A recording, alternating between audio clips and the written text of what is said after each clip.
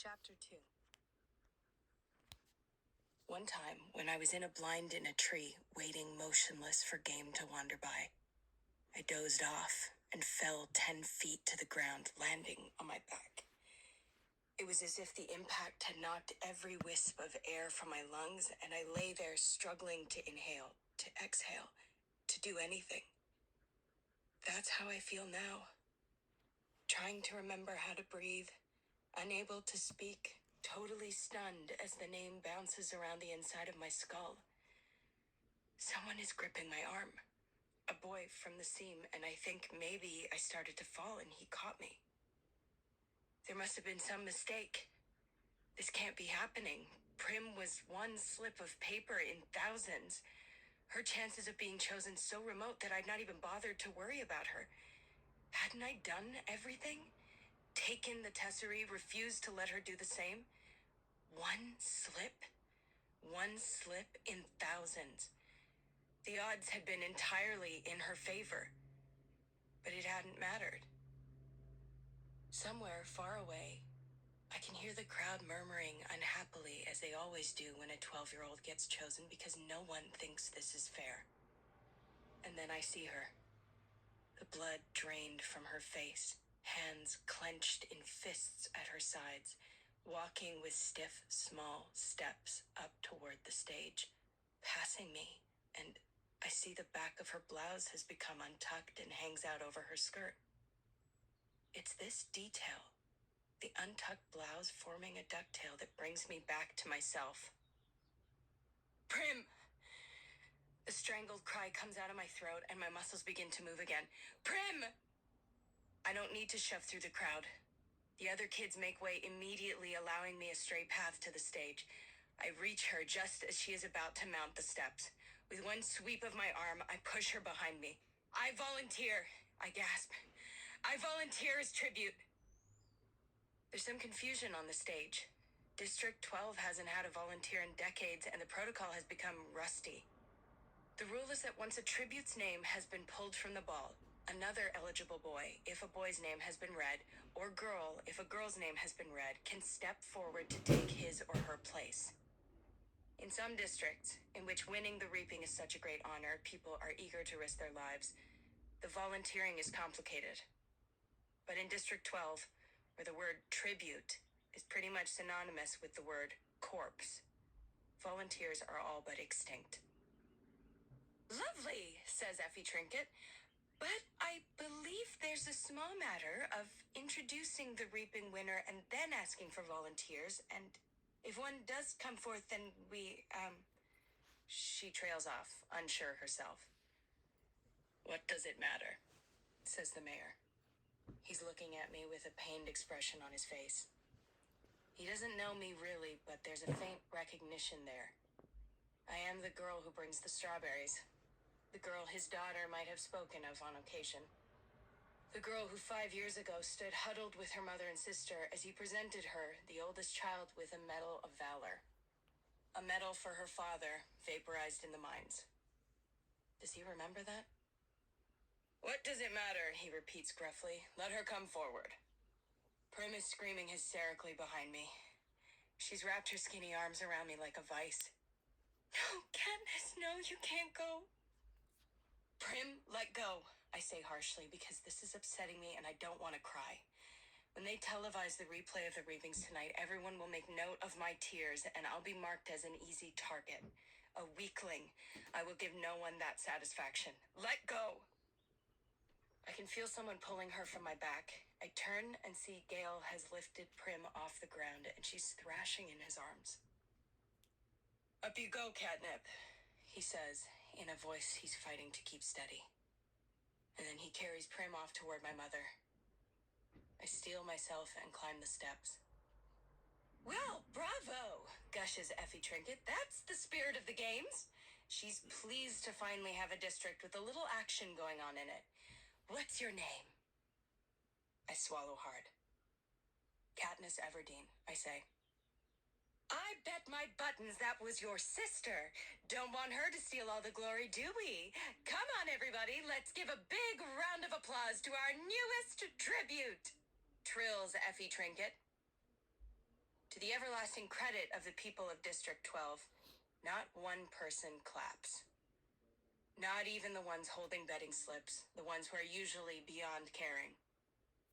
Possibly because they know me from the Hob, or knew my father, or have encountered Prim, who no one can help loving. So instead of acknowledging applause, I stand there unmoving while they take part in the boldest form of dissent they can manage. Silence, which says we do not agree. We do not condone. All of this is wrong. Then something unexpected happens. At least I don't expect it because I don't think of District 12 as a place that cares about me. But a shift has occurred since I stepped up to take Prim's place. And now it seems I have become someone precious. At first one, then another, then almost every member of the crowd touches the 3 middle fingers of their left hand to their lips and holds it out to me. It is an old and rarely used gesture of our district, occasionally seen at funerals. It means thanks. It means admiration. It means goodbye to someone you love. Now I am truly in danger of crying. But fortunately, Haymitch chooses this time to come staggering across the stage to congratulate me. "Look at her! Look at this one!" he hollers, throwing an arm around my shoulders. He's surprisingly strong for such a wreck. "I like her!" His breath reeks of liquor, and it's been a long time since he's bathed. "Lots of..." He can't think of the word for a while. "Spunk," he says triumphantly. "More than you." He releases me and starts for the front of the stage. "More than you," he shouts, pointing directly into a camera. Is he addressing the audience, or is he so drunk he might actually be taunting the Capitol? I'll never know because just as he's opening his mouth to continue, Haymitch plummets off the stage and knocks himself unconscious. He's disgusting, but I'm grateful. With every camera gleefully trained on him, I have just enough time to release the small choked sound in my throat and compose myself. I put my hands behind my back and stare into the distance. I can see the hills I climbed this morning with Gale. For a moment, I yearn for something. The idea of us leaving the district, making our way in the woods. But I know I was right about not running off. Because who else would have volunteered for Prim? Haymitch is whisked away on a stretcher, and Effie Trinket is trying to get the ball rolling again. "What an exciting day," she warbles as she attempts to straighten her wig, which has listed severely to the right. But more excitement to come. It's time to choose our boy tribute.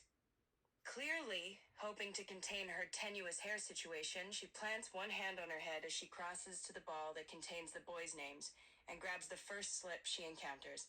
She zips back to the podium, and I don't even have time to wish for Gale's safety when she's reading the name. Peter Melark. Peter Melark. Oh no, I think. Not him. Because I recognize this name, although I have never spoken directly to its owner. Peter Melark. No, the odds are not in my favor today.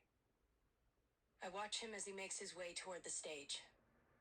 Medium height, stocky build, ashy blonde hair that falls in waves over his forehead. The shock of the moment is registering on his face. You can see his struggle to remain emotionless.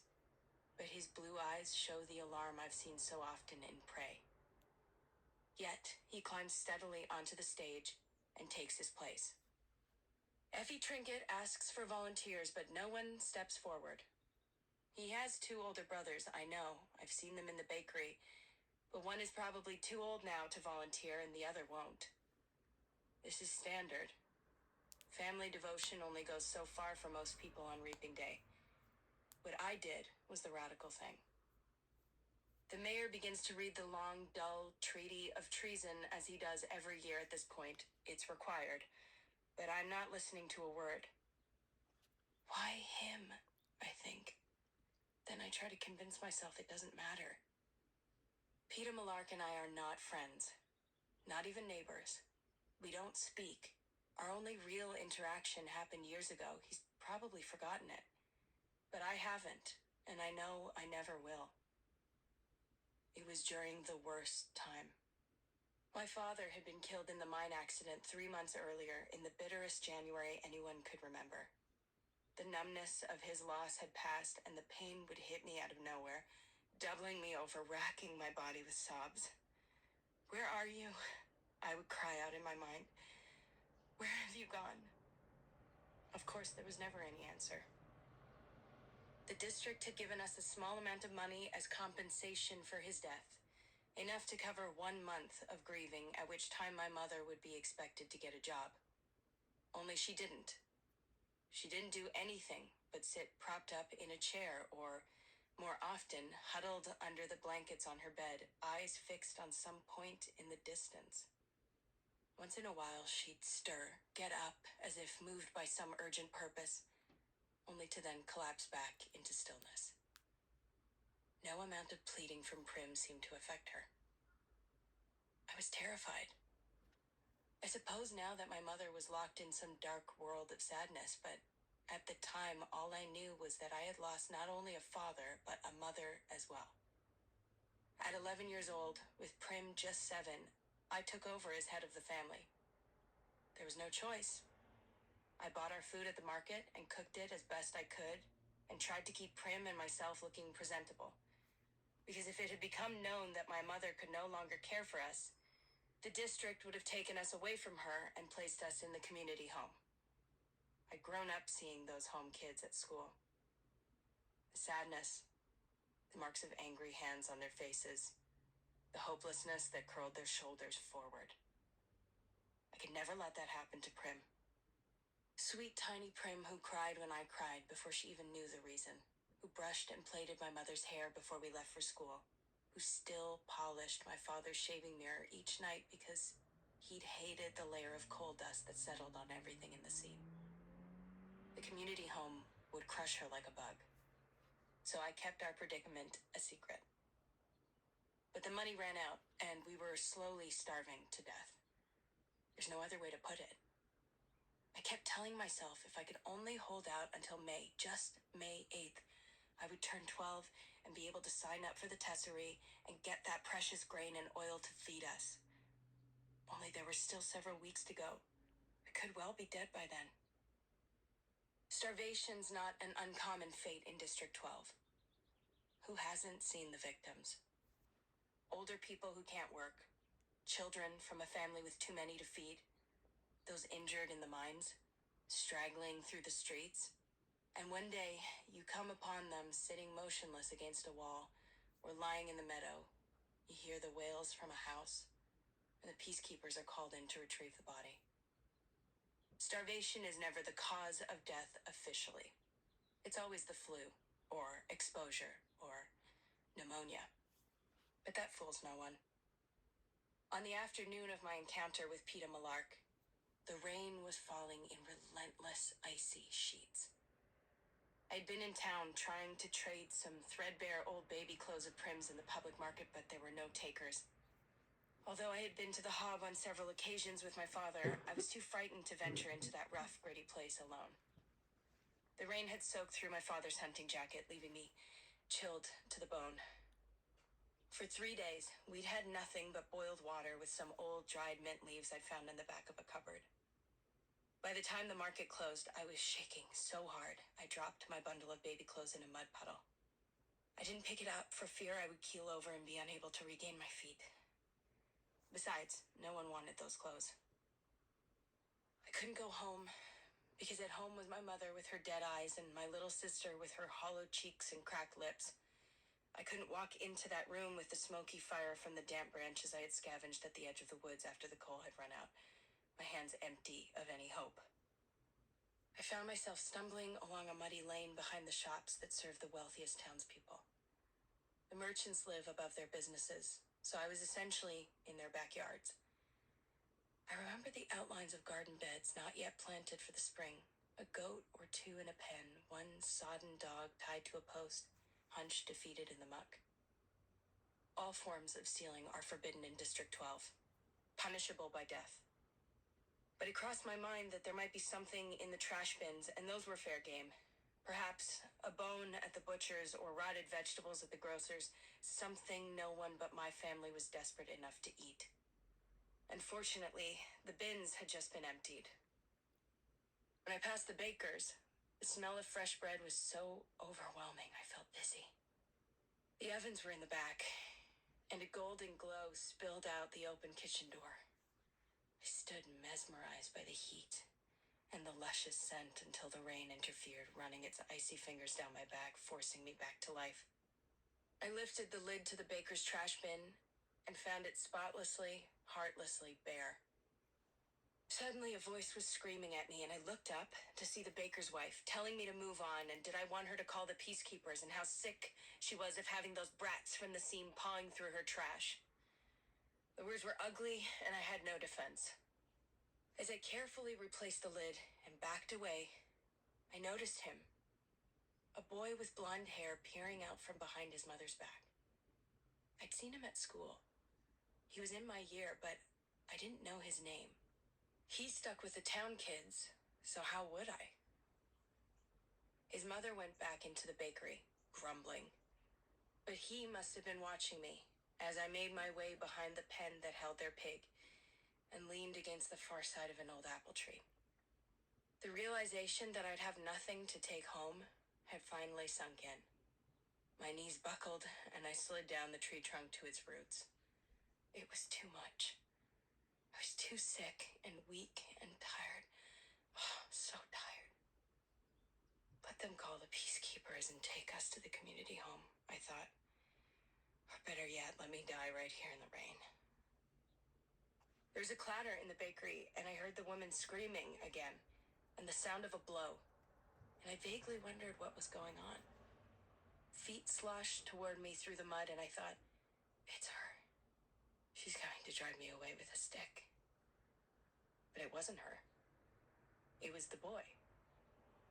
In his arms, he carried 2 large loaves of bread that must have fallen into the fire because the crusts were scorched black. His mother was yelling, "Feed it to the pig, you stupid creature, why not? No one decent will buy burned bread." He began to tear off chunks from the burned parts and toss them into the trough, and the front bakery bell rung and the mother disappeared to help a customer. The boy never even glanced my way, but I was watching him. Because of the bread, because of the red wheal that stood out on his cheekbone. What had she hit him with? My parents never hit us. I couldn't even imagine it. The boy took one look back to the bakery as if checking that the coast was clear. Then, his attention back on the pig, he threw a loaf of bread in my direction. The second quickly followed, and he sloshed back to the bakery, closing the kitchen door tightly behind him. I stared at the loaves in disbelief. They were fine. Perfect, really, except for the burned areas. Did he mean for me to have them? He must have, because there they were at my feet. Before anyone could witness what had happened, I shoved the loaves up under my shirt, wrapped the hunting jacket tightly about me, and walked swiftly away. The heat of the bread burned into my skin, but I clutched it tighter, clinging to life. By the time I reached home, the loaves had cooled somewhat, but the insides were still warm. When I dropped them on the table, Prim's hands reached to tear off a chunk, but I made her sit, forced my mother to join us at the table, and poured warm tea. I scraped off the black stuff and sliced the bread. We ate an entire loaf, slice by slice. It was good, hearty bread filled with raisins and nuts. I put my clothes to dry at the fire, crawled into bed, and fell into a dreamless sleep. It didn't occur to me until the next morning that the boy might have burned the bread on purpose, might have dropped the loaves into the flames, knowing it meant being punished, and then delivered them to me. But I dismissed this. It must have been an accident. Why would he have done it? He didn't even know me.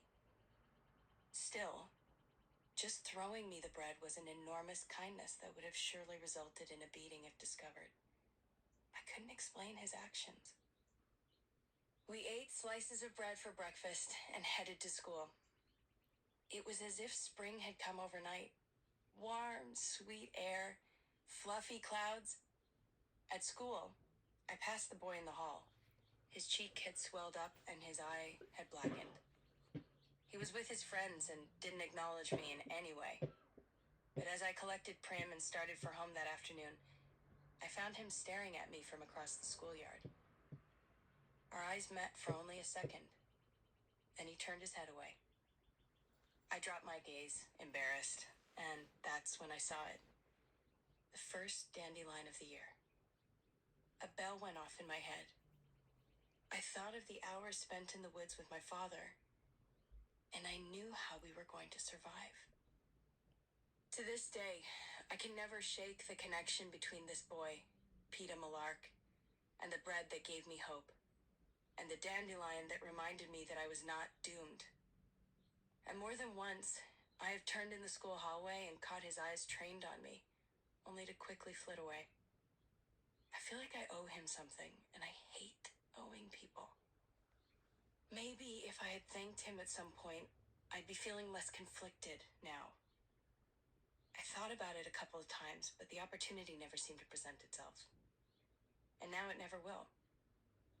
Because we're going to be thrown into an arena to fight to the death. Exactly how am I supposed to work in a thank you in there? Somehow it just won't seem sincere if I'm trying to slit his throat. The mayor finishes the dreary treaty of treason and motions for Peeta and me to shake hands. His are as solid and warm as those loaves of bread. Peeta looks me right in the eye and gives my hand what I think is meant to be a reassuring squeeze. Maybe it's just a nervous spasm. We turn back to face the crowd as the anthem of Pan Am plays. Oh well, I think. There will be 24 of us. Odds are someone else will kill him before I do. Of course, the odds have not been very dependable of late.